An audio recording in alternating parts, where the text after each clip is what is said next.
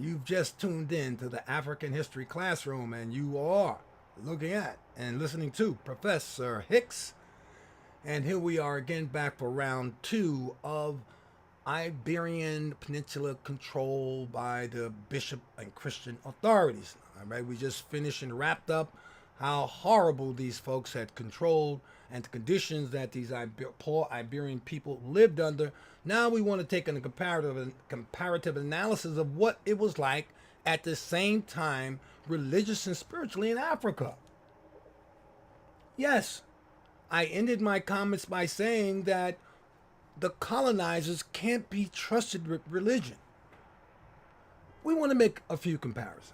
First of all, Spain at the time was enjoying something that we might call a theocracy. And a theocracy is a government built on religion. But every African society was built on theocracies. See, we had democratic theocracies. So that's the first thing I want to make a similarity. For example, in parts of the Sahel, Africa, and Mali, I'll just take Mali, they were controlled by kings and sultans that embraced Islam. But they did not do the same thing to their people.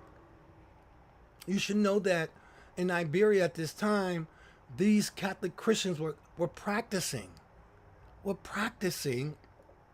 for the transatlantic slave trade. By that I mean the things that they and the oppressive practices they were applying to their people. It seemed to be that they were using them so later on they were prepared to practice them on us.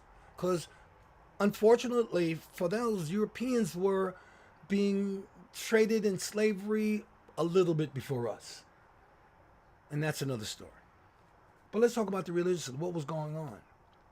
So let's go into our little discussion about what, and we do a little comparative analysis. But the first thing you should know is that none of the laws and theocratic codes that were put in place in places, let's say Egypt, though similar theocratically to what they did as far as control, because every government wants to control its people, but the pernicious and sinister means by doing it that was in Iberia is not the same as in Africa, particularly Egypt. Let me give you a quick taste. For example, Egyptian religion may be divided into two distinct, complementary, and intertwined themes. The creation of the universe. This is all Africans thought about. This is how we were able to build the pyramids. Creation of the universe and the creation of man and his role and scheme in the universe. That's it. Those two things sum up what Africans believed about religiosity, and spirituality. We were able to live under church and state, and we did it for over 4,000 or 5,000 years. There is no colonizer history longer than the Roman history, and their history truly only went about 400 years. Some people try to give the Romans histories to be, and I hate to call them a civilization because they were a war cult, but they tried to give their history to be 1,000 years. That is untrue. And I'm not going to go there. But in the history of African spirituality, and I hate to call it religion because Africans never looked at their spirituality as a religion. Because a religion is so confining to a spirit. A religion is so confining to a spirit. It contracts a spirit. It holds a spirit. It affects a spirit. It confines a spirit.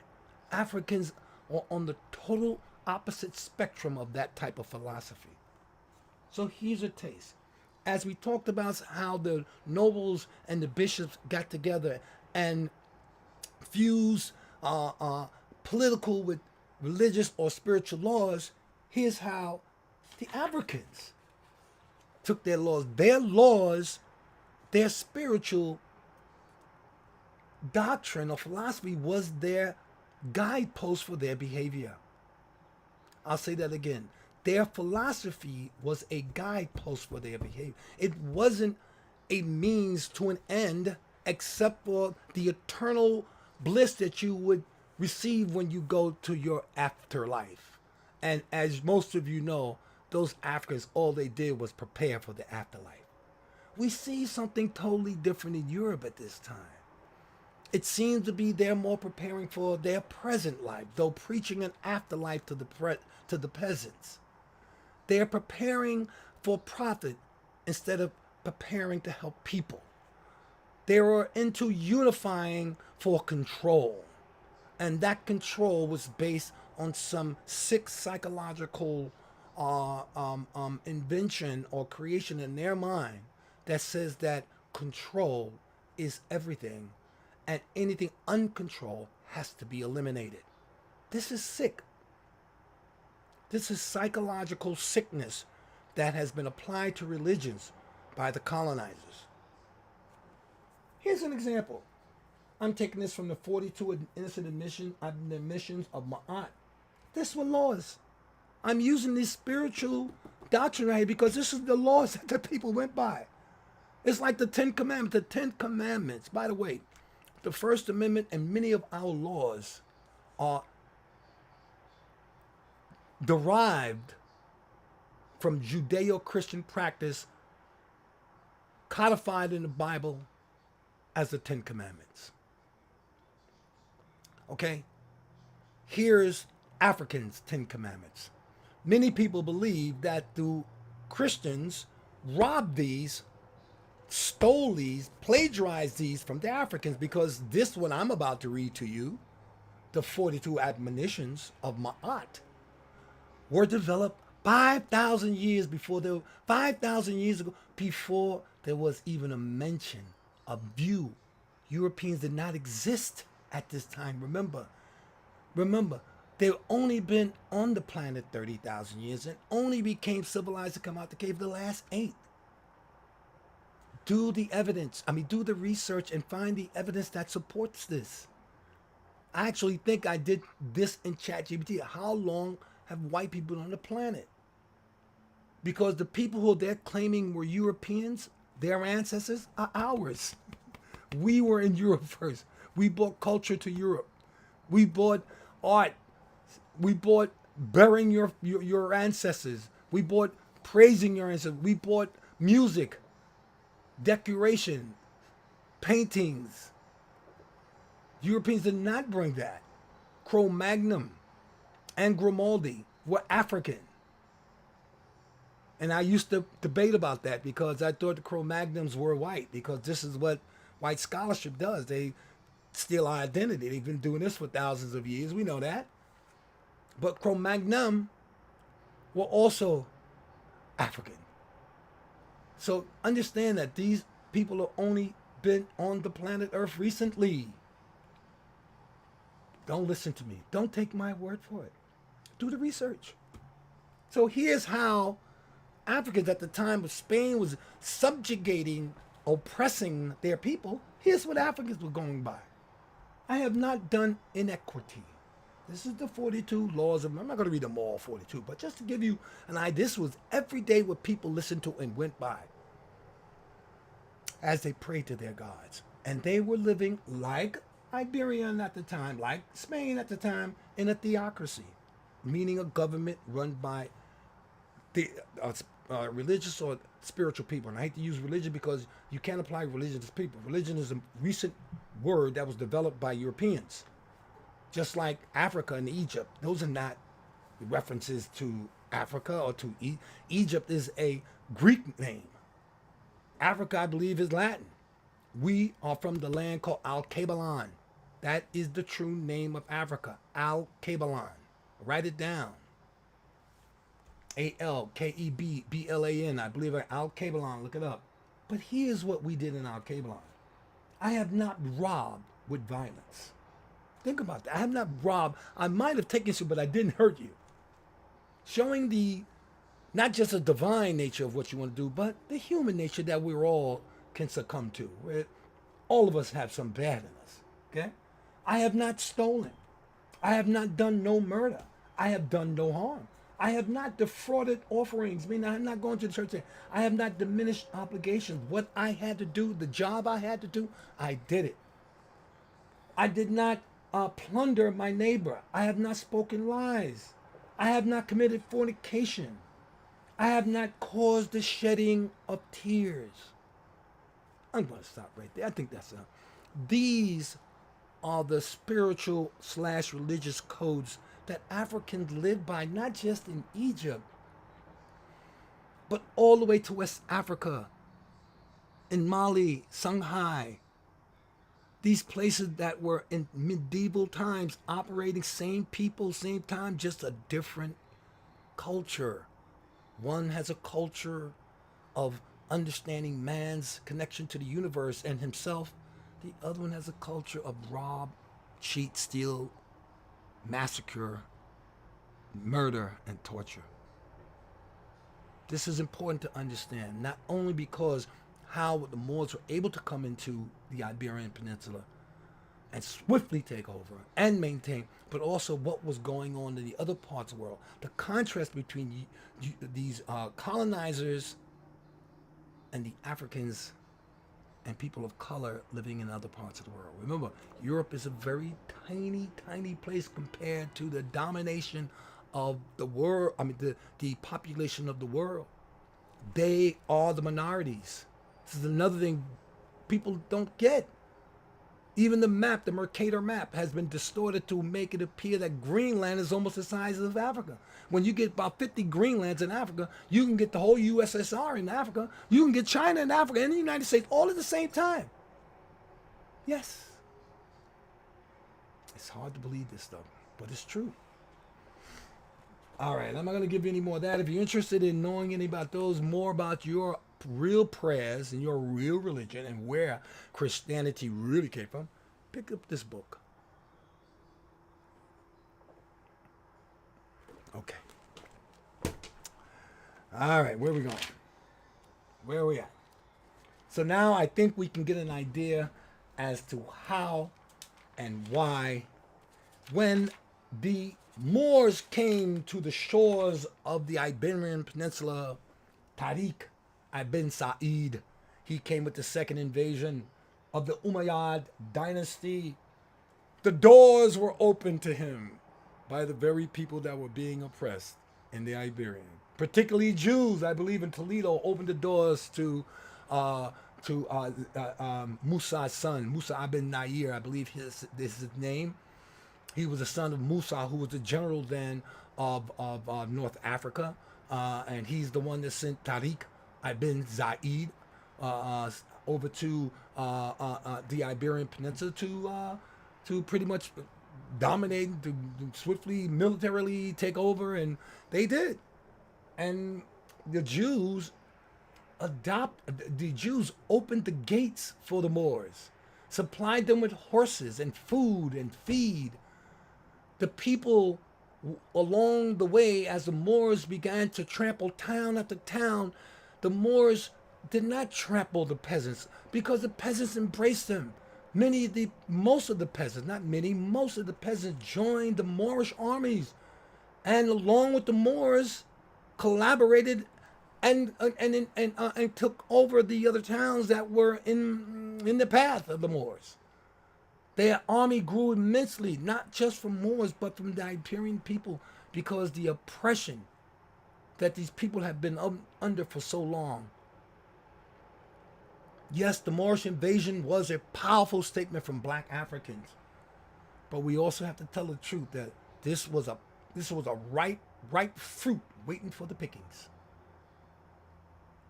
The story goes that Count Julian, not the Julian we spoke to was a bishop, but Count Julian, who was a governor of Soweto, Ceuta. I might be getting it wrong. He was the governor of Soweto. When the Moors were ready and to pounce, he decided to help them. Remember, Islam is spreading across the Sahel, across North Africa, coming from Egypt, Libya, Mauritania, Morocco, Libya, all these places, and they're taking over. And they come upon this king, Julian. And Julian is a Visigoth. And he was formerly in Spain under the control of the Roderick, who was the king of the Iberian Visigothic people. He was the king at that time. Even though we have little kingdom to over, he was the strongest of all of them.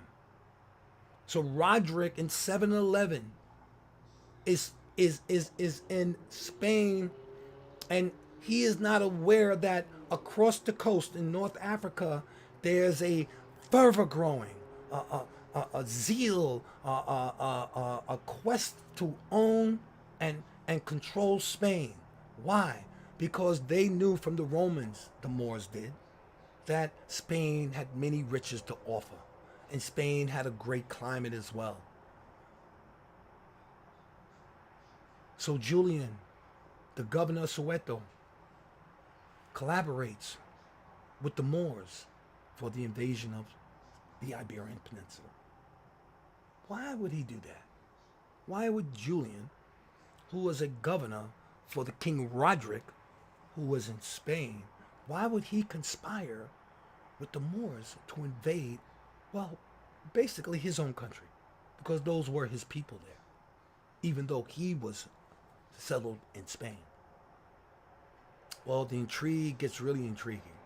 It appears that Julian, like many kings did in that period, sent his daughter to the king, Roderick, to be trained in the court, in the high courts, like many European kings and queens did at that time. So if you were in Spain, you might have sent your son to France, and hopefully the court will procure him in French and teach him French and the different scholarships that might have been available in France that weren't in Spain. And this was done all the time. So Julian sends his daughter to Roderick to be cultivated in the high courts of Spain. Unfortunately, the story goes that Roderick raped Julian's daughter. Yes, King Roderick raped Julian's daughter. Time period, 711 current era. Well, Julian finds out that his daughter has been ravished by the very king that he's honoring and working for, and you know, he's in his dominion, and he gets angry like any father would. So he sends for his daughter. She's brought back over to North Africa, to Soweto. During this time, as coincidence would have it, or timing in it, the Arabs and the Moors are coming into Soweto trying to dominate it, trying to invade it, trying to take over Soweto. But they couldn't, because this guy Julian had a strong army. And I believe the physical location of his castle and his particular geographical area was difficult for the Moors. So they left him alone, and they continued to come towards Morocco, Mauritania. But in the process, they didn't count on Julian wanting to use their services to help him. So with Julian being upset what happened to his daughter, he conspires with the Moors. He gives them ships, strategic information. They reconnaissance. He sends a group of men with them to do a reconnoiter, meaning you go into Spain, you see what's there. They came back. They said, wow, what a great prize. So Julian provided them with the ships, because they already had their own, but more ships. 7,000 Moors, 6 of them on horse. Another couple of hundred were propagandists and interpreters, because during that time, Arabs had interpreters who could speak the language, and people who knew the area and the geography. Excuse me. And they invaded Spain. And the invasion was swift. Made swifter by the people embracing them and opening their arms. At this point, they said to the Moors, we'll take anything that's better than this. But there was some opposition. All right, Roderick did meet Tariq in a battle, I believe, of Malacca. I might be wrong, but it's not really important. You can look it up. And Roderick was slain, and Moors took over pretty much. And the story, as most of you know already, is that Spain settled in and did their thing for 800 years. All right, and that's just a quick synopsis of how the invasion happened. Our next discussion on this topic, because we're moving away from the social reality of the Moors, and we're going to talk about, and we're not going to stay very long, we're going to talk about the contributions to the scientific, all right, not just what you get, we're going to talk about the scientific contributions, or the scientific revolution, scientific revolution, and what effect the Moors had on that. It's going to be very, very surprised. All right? And so far we're going, 20 minutes? Not that bad. I thought we would be long. We're gonna quickly talk about, and we're gonna move. I mentioned something about discussing Christianity, Arianism versus the Nicene Creed. A lot of people talk about the Nicene Conference, but don't understand what that was about. I'm thinking about, I have a friend of mine is a minister, and I've asked for his input to help me with this. And if it goes well, I think I might do a little presentation, because like I said in the beginning, many of you folks don't know that Christianity started in Africa. Many people don't believe that Egypt is in Africa. I mean, these are things that should be common, but they're not. So I think when I give you a little synopsis on what we call the Christianity, the Christian era, how Christianity even adopted Christ as we look at him. The early Christians had something called Serapis, and early Christians worshipped this Serapis. Early Christians in Alexandria did not accept Jesus Christ as we know him. That was the big debate between the bishops, and I called him a pope before, but the bishop Arius, who was chased out of the Nicene Conference up into, had to go up in the woods of Turkey, hide himself. Yes, and one of his, who became his followers, were the Visigoths. But Arianism versus what we call the Nicene Creed, that was the argument. Was Jesus a divine spirit from God here, or was he a man with divine spirit inside of him, with God implemented divine spirit, but not an immaculate conception, born out of nowhere and sent here directly from heaven? This was the argument in the Nicene Conference. Which Jesus, or which type of God are we going to accept? Arianism believed that Jesus was a co-equal to God, that God was in Jesus, that he was a man that was endowed with divine spirit and did divine things here on earth. But did he come from heaven, from God? No, they did not accept that. And you had the Catholic Church, on the other hand, saying that Jesus was born from God, the Immaculate Conception. He was God in the manifestation of a man and then back to God. This was the argument, basically. And it gets a little more complex than that, and I'm trying to simplify it for you. But, I'm thinking about moving and doing something on that. All right? And I'll make sure I have documents and everything to support my thesis. Okay, let's see where we're going from here. Oh, okay, so I don't know if I mentioned to you that our next topic, after we, before we get to the intellectual realities, I'm going to do something on Zeriad. Have you ever, what's happening right now on our, what we call East Coast and Northeast? We're going, how many of you guys notice the weather? Yeah, it's cold already. I was sick for the last couple of days because of sudden change in weather. And I did something that Europeans did all the time, back in medieval times, that is. And I stayed with the same clothes. I had my shorts on. Forgot about it. Caught a cold. Well, there's a guy named Zeriad, a Moorish, what can I do, multi-genius, who changed the course of custom, social etiquette, how we eat, how we brush our teeth, how we wear our clothes, our table manners, Yes, Zeriab brought this to Europe. And to this day, what he brought to Europe, we are still practicing the changing of clothes. Europeans only change their clothes once or twice a year. Zeriab thought that we should change our clothes based on the seasons. All right, so I'm just going to go not go too far, but it's fun. It's going again. It's my section on what I call detailing Moorish nobles, noble people, or Moorish notables. That's what I said. Notable people in Moorish history.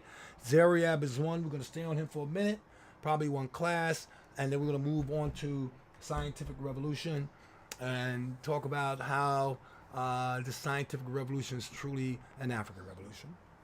All right, and I think I covered everything for today, folks. And without further ado, it's 26 minutes, and I'm happy to go that any further. And I'm going to say to you, Ashe, and hopefully see you fine people tomorrow. Don't forget to like, share, subscribe, comments, anything. And maybe there's something that you want me to talk about that I can. I have a vast knowledge of history, and a lot of it I'm starting to forget because I'm getting older. But I have my trusty books and my recordings and